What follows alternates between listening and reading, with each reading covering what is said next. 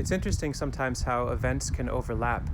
Just this morning we found out that in New York State tomorrow, Sunday evening around 8 o'clock, they're kind of shutting down the whole state as far as non-essential businesses and the like. And last night I just had a discussion, a very fruitful, literally discussion with our neighbor to the south of us. You can see the lawn there, who is open to the idea, the proposal that I've put forward, that Sasha and I help plant out a fair bit of that open lawn to a food forest. My plan is to document our process in this. We're gonna go at it in a pretty rapid way, starting either today or tomorrow. We've got a lot of plants since we are a small nursery, but I want to talk about in a whole series of videos the idea of very quick and yet effective design principles for establishing a food forest into a lawn or an open space. I'll talk about appropriate species selections for different contexts. Now, ours is a very challenging one in that we're a north-facing slope, gentle, but very, very wet. So we're going to be designing for that on the fly.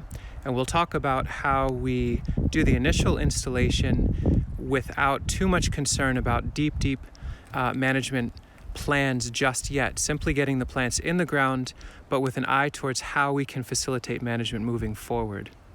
So if it's interesting to you to watch the process of seeing this lawn space convert over to something more like what we've got here, please consider subscribing or following along. I'll try to organize it in a playlist in a way that's easy to track the progress as we go.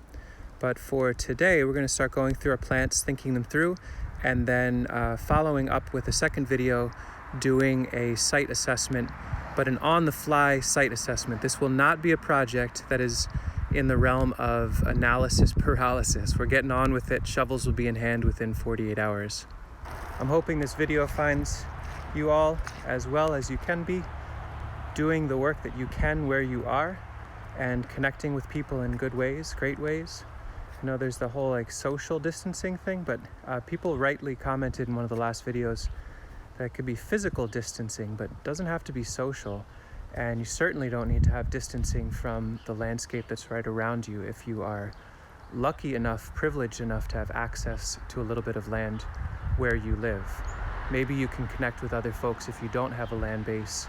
Are there public spaces that you can be occupying and installing long-lived resilient food systems for the good of your community? I look forward to sharing more notes with you, and keep well.